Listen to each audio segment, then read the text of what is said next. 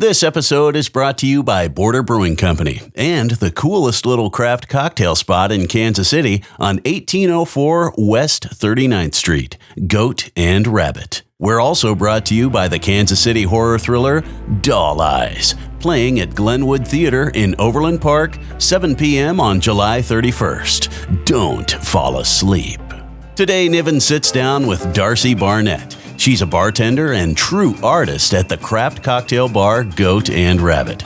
She's won Kansas City's Best Bartender from KC Mag and The Pitch. Other topics that are in the shaker are being homeschooled through junior year and then entering public school senior year to sing show choir, taking individual day road trips for fun, and her pop-up Hand Over Fist. She's a lot of fun, so mix one up with bartender Darcy Barnett. The Prince of Possum Trot, the Mayor of Gullytown, a Kansas City kid. Ladies and gentlemen, you're tuned in to Kansas City with Jason Nivens. Stars are coming, ride, fetch my lightning ride. Yeah. You ready? Yeah, I'm ready. You have your cocktail?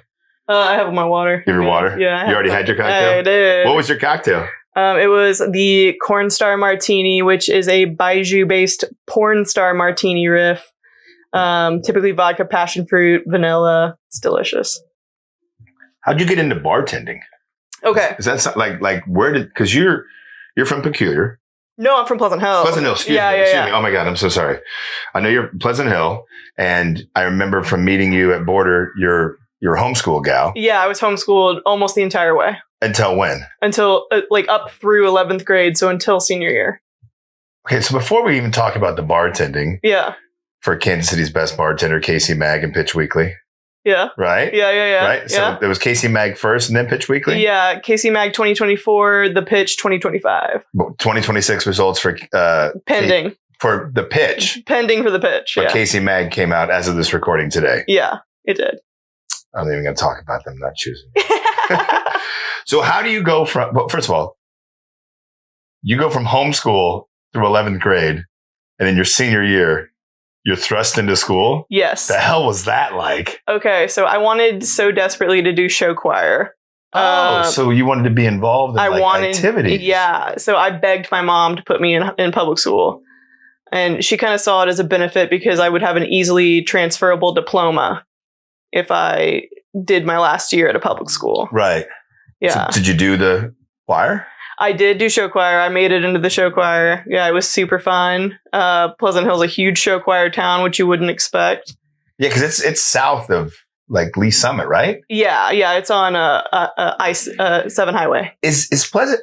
Wait, hold on. Is this the town that has a little train depot, but the train doesn't go anymore? Yep. And it has the billiards hall that you can smoke cigarettes in? Yes, yes, I've sir. stopped in there before. Yeah, it's a quaint little downtown. It is. Yeah, it's cute. Yeah.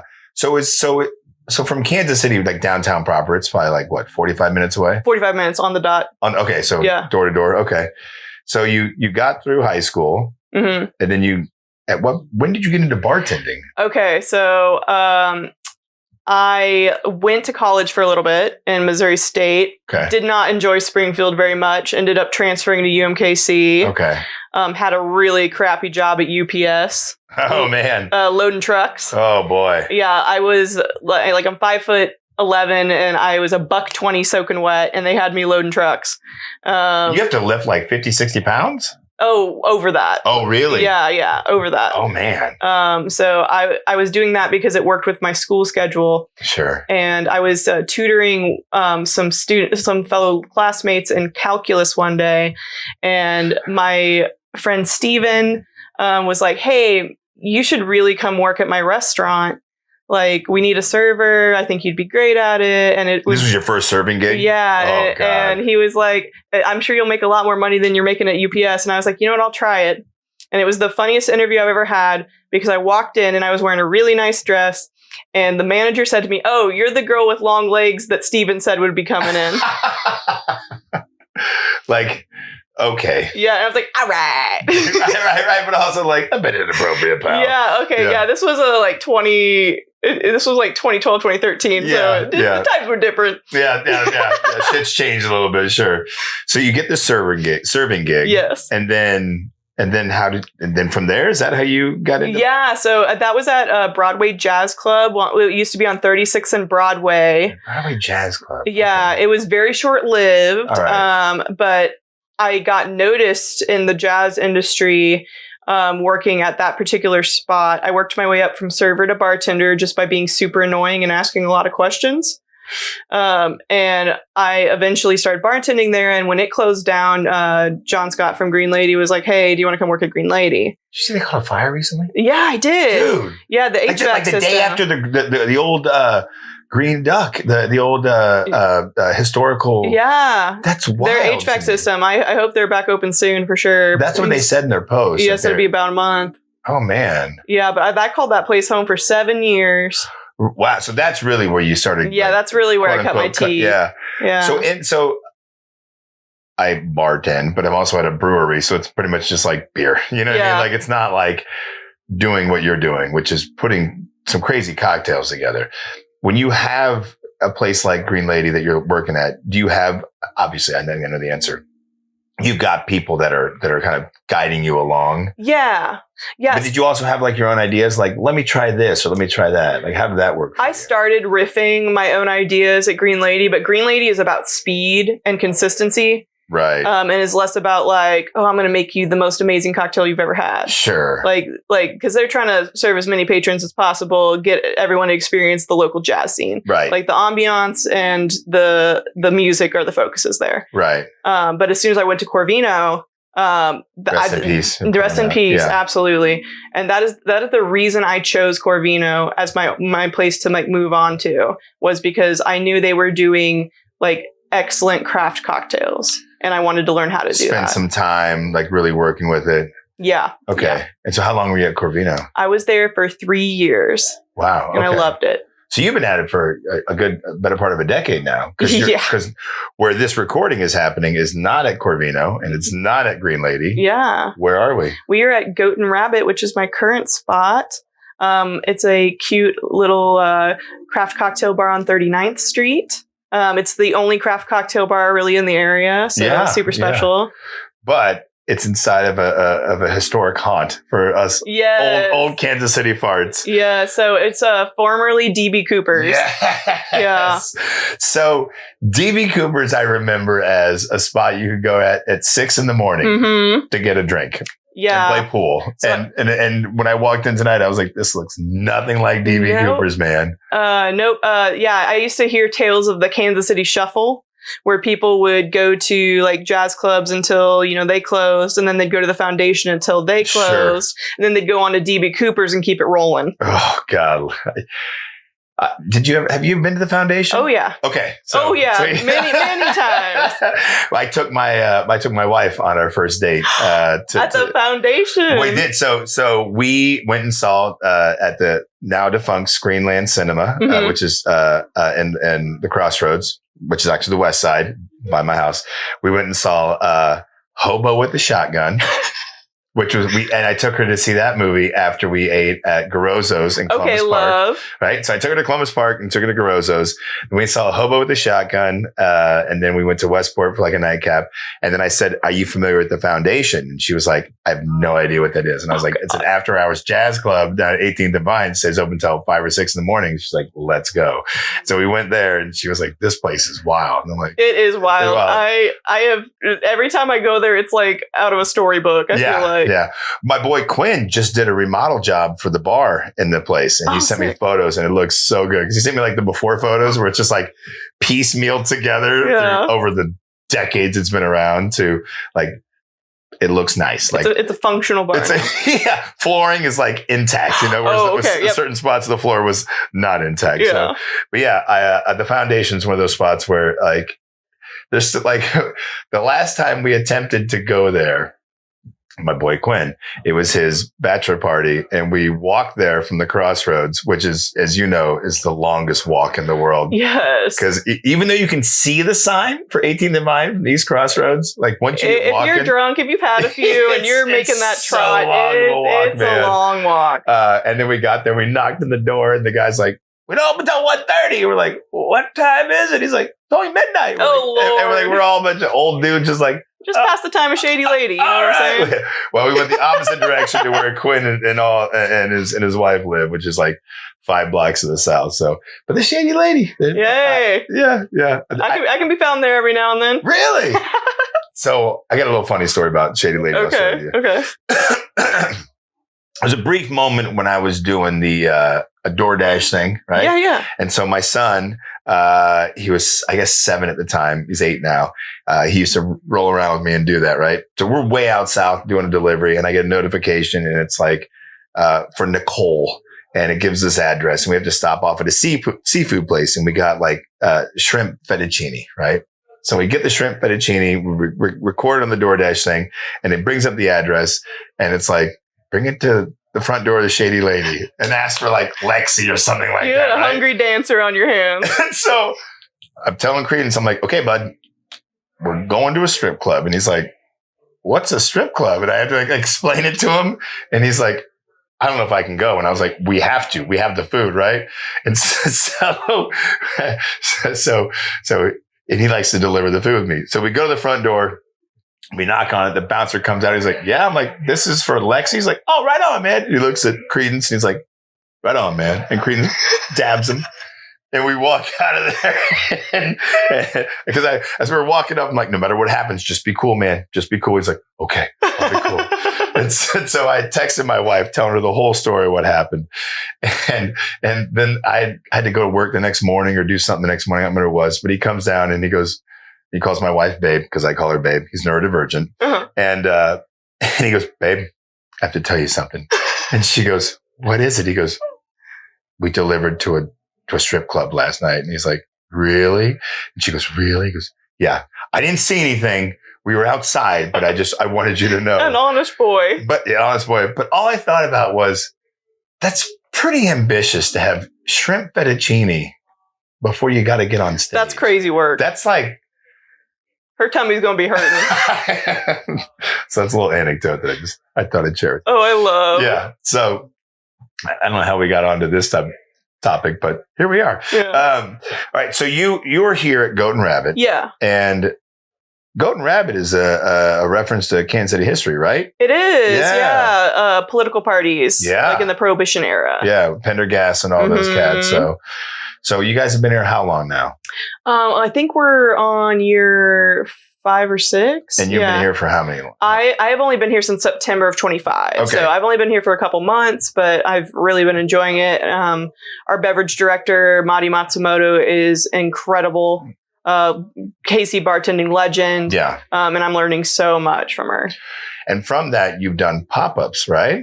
Yeah. So I'm trying to start my own bar. The name of the concept is Hand Over Fist, and that comes from the first cocktail I ever put on a menu at Corvino. Okay. Was same name. Yeah. And it was like a tangerine bourbon sour with black walnut bitters, and it was super good. I delivered that cocktail to the menu under one of my mentors, Hannah Jones. Okay. She now works at High Dive amongst a couple other places, and she's also trying to start her own business with her husband, Jeff Workman. Oh, right on. Yeah. So when you do these pop-ups, I think one of the things that caught my attention was you're really big into mocktails. Yeah. So I've always held that mocktails are super duper important to like the bar ecosystem. Like, I want everybody who comes into my bar, regardless of their relationship to alcohol, to feel welcome and to feel like they can, sit there and have a good time, have a great drink, and it be worth the money, right? And not just a cup of juice, right? Yeah, sure. Or like a Coke with a lime. Like I want people to feel included because I took 17 months off drinking. And I found that there was a real lack in like the KC bar scene of like good mocktails and just like any sort of like welcoming atmosphere if you didn't imbibe.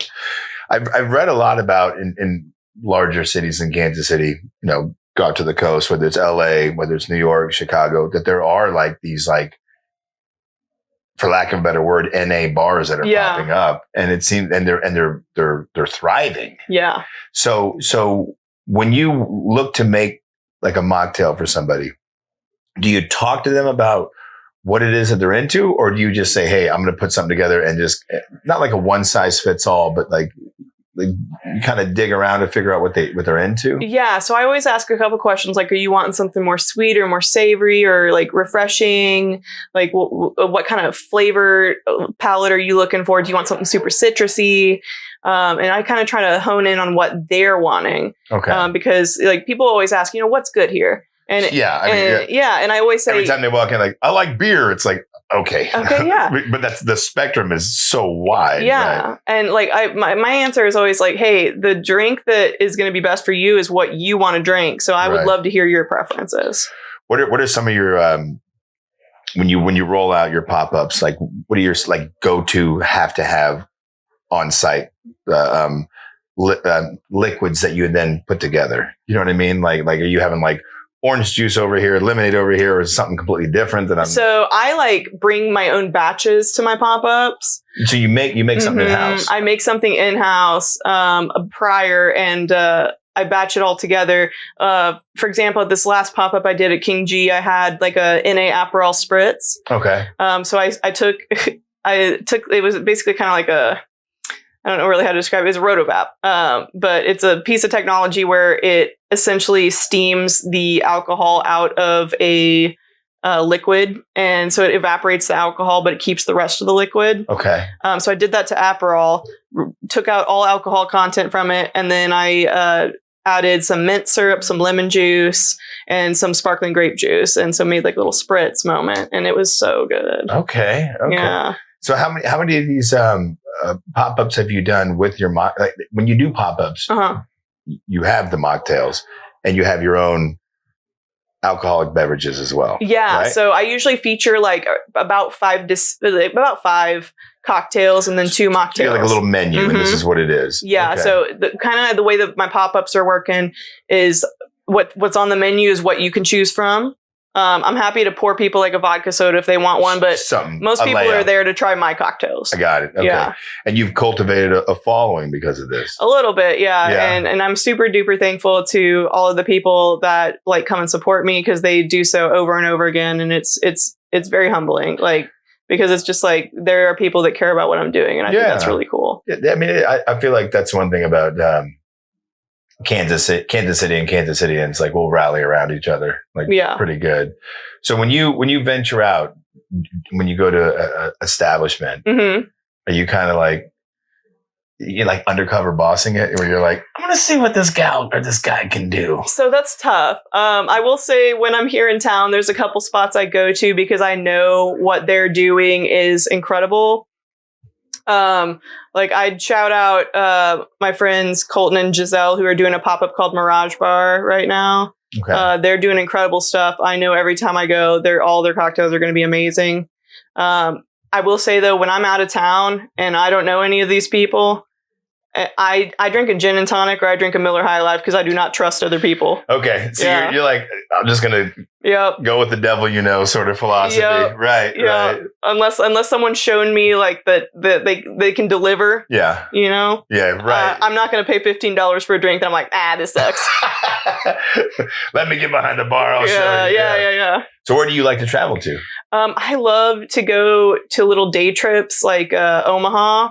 I love so much. They have a great food and beverage scene, which is not expected. Yeah. There was a time when Omaha had more breweries than Kansas City. Yeah. Yeah. Because I went on their brew tour years ago and they had like 3 or 4 more breweries at the time than KC did. So it's kind of wild to think about like a place like Omaha. Yeah. Like people would think, flyover city, but that place is awesome. Yeah.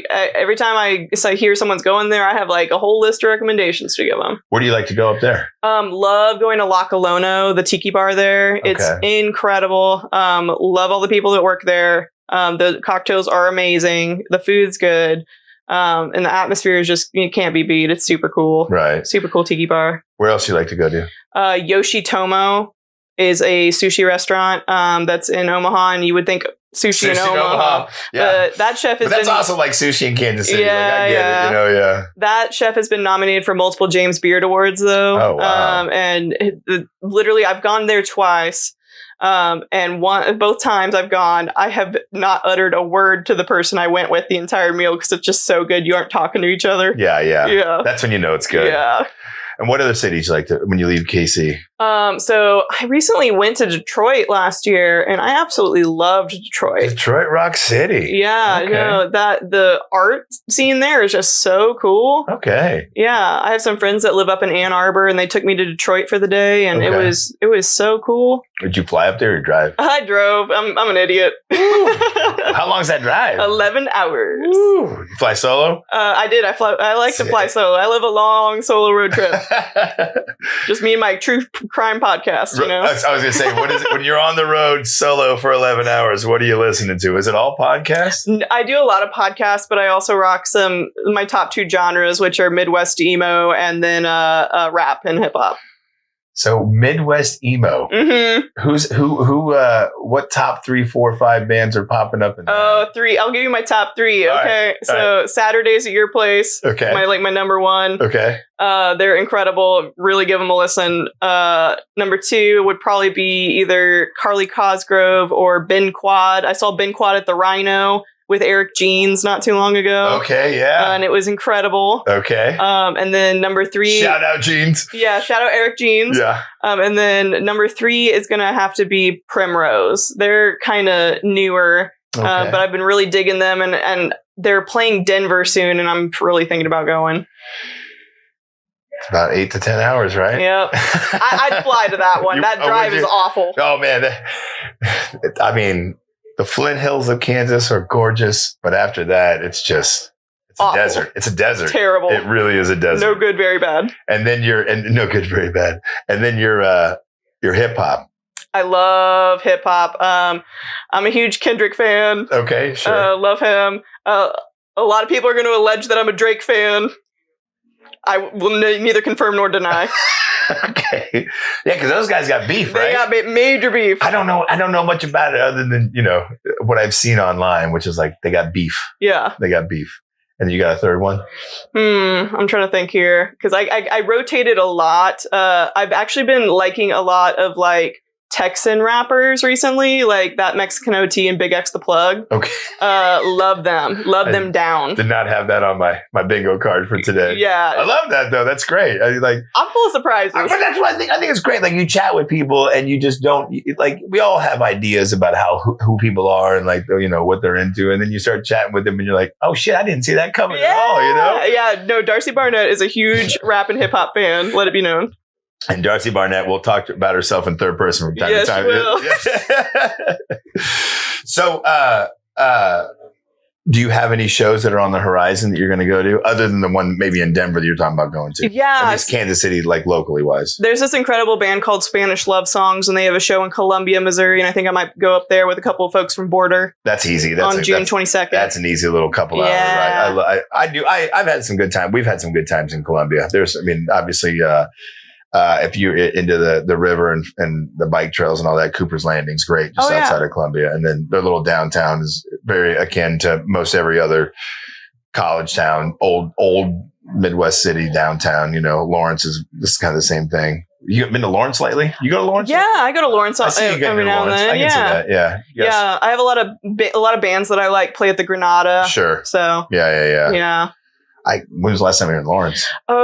It was not that long ago. I saw Joyce Manor, another Midwest emo band. Okay. I saw them with a couple folks from Border. Yeah. And I want to only say that was like less than a month ago. So, okay. Yeah.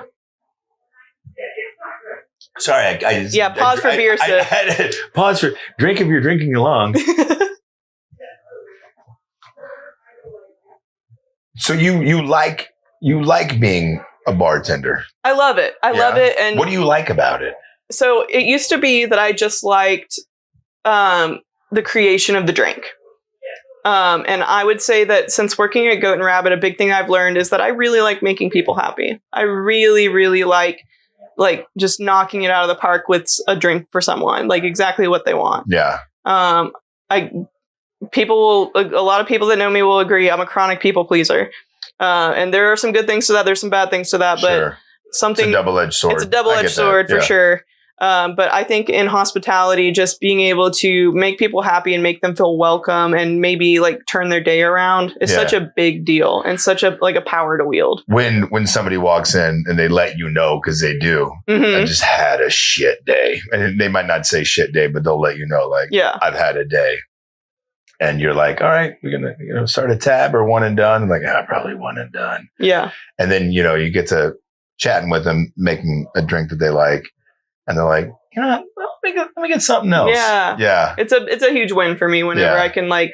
There's a weird energy exchange. There's 100%. You know what I mean? Like it's almost like, to your point, like you're just putting it out there, like, have a good day, have a good day, instead of like, I'm going to have a bad day. You're not going to try and take that energy in, but you put that out there and you can kind of see their day sort of flip over. You gotta, at a certain point, you gotta let other people's bad energy bounce off of you. Yeah. And you just got to project out good. Yeah. And that's what I try to do. Like there are sometimes on the weekends people come at me sideways and you just got to smile and say, hey, thank you so much. I hope you have a great night. Right. Yeah. Here's your tab. So yeah, you tossed some folks out of here before? So we have had to do that before. I will say most people mind their manners here. Yeah. It's kind of a nicer place, so I feel like people are on their best behavior. Yeah, it's not the old DBs. It's not the old DBs, but I will say, like, I am no stranger to throwing people out. I have a quick story if you want to hear. Yeah, of course. Yeah. Like, what? Yeah, please. Are you familiar with the band Bauhaus? Yes. Like Fathers of Goth Rock? Yeah. Peter Murphy? Yes. Yeah, okay. Yes. So I did throw them out of Green Lady one time. Oh, yeah. This is one of my better stories, but go ahead. Peter Murphy. I'm gonna pinky that up. Yeah, pinky out. Yeah. Peter Murphy came in with his crew after a show, and I can't even remember what year it was, but this was it was prior to me starting at Corvino, so it was probably like 2018 or something like that. Okay. But he came in, and I saw him, and I didn't recognize him because I don't really care about who's in the band. Right. I just like the music. Right. And I looked at him and I had the thought in my head that I was like, that guy looks like he died a fucking week ago. Like he was just skin and bones, wearing a fur coat, no shirt, skinny jeans, skin tight, like leather pants. Yeah. And he was just being weird and rude. And we were like, all right, whatever, we'll serve him. The whole place fills up because they all hear that Bauhaus is there. Right. And so I'm running around like a crazy person. And Peter Murphy is loudly soliciting cocaine from everybody around him. And then his manager's going behind him and is like, hey, don't give it to him. He's an addict. All right. Right. So he hears about this and he fires his manager in front of everybody, very loudly, very angrily. And they were like, hey, man, you can't be doing all that. You gotta leave. And on his way out, he called us Nazis. And stiffed us on the tab. So yeah, it was. How much was his tab? It was sizable because it was his whole band drinking quite a few. But it was. That's wild. Isn't that wild? That is wild. Oh, yeah, that's one of my favorite celebrity interactions. Yeah. Wow. I've had a couple celebrities that would come through Green Lady because, it's so dark. They can get in and out and not get noticed. Yeah. Right. But yeah, that's one of my favorites is kicking out Peter Murphy. You still listen to Bauhaus? You know what? Bella Luigi's Dead is a great song, and I'll give him that. He cooked with that one, but not for the most part. When the rest of them show up on the Spotify, you're just skip. Well, right. That's wild, man. Don't be like that. Yeah, just don't be like that. Just be chill. Just be chill. Just be chill and don't solicit drugs from everyone around you. Nonchalantly. Be chill about it. Be discreet. You'll know. You'll know if a guy's doing it. You'll know. You can tell. Be demure. You got a little scratch up here. Demure. I like that one. So, well, I hope that Hand Over Fist is it launches soon. Yeah. And I hope that we can circle back around and be like, look at the grand opening. Yeah, here no, I want to do a couple more pop-ups and like. Do you have a couple more in the books? So I think the next one's probably going to be at Border. Nice. Maybe in July, maybe around 4th of July. We're gonna feel it out. Yeah. Shit, that's like a month away from this recording. It's so fast. I know, but we're gonna look at that, and then I'm gonna try to do them every other month. Get a business plan together. Start looking for investors. Nice. Yeah. So it's ramping up. Then. It's ramping up. Oh hell yeah! It'll happen faster than you think. I know, right? That's how it always does. So. Yeah. Well, thanks for hanging out with me today. Yeah, absolutely. I told you did good. Thank you. Yeah. Anything else you want to add? Nah, I guess you can find me on Instagram. Yes. Give them the information. Hand over fist KC, or my personal, which is green.dartruce. Wordplay on green chartreuse. Yeah, my favorite. Yeah. So I guess those are the best ways to reach me. I'm always on Instagram, never on Facebook. Don't ever try to add me on Facebook. The cesspool that is. Yes, sir. I know, but it's like a necessary evil for us right now. It is. Like, I just keep and LinkedIn. I'm pushing shit out on LinkedIn. Hey, I'm on LinkedIn, but I'm a data analyst on LinkedIn. I ain't no bartender. Cheers. All right. Cheers to you, sir. Cheers. Data analyst on LinkedIn. You don't know me?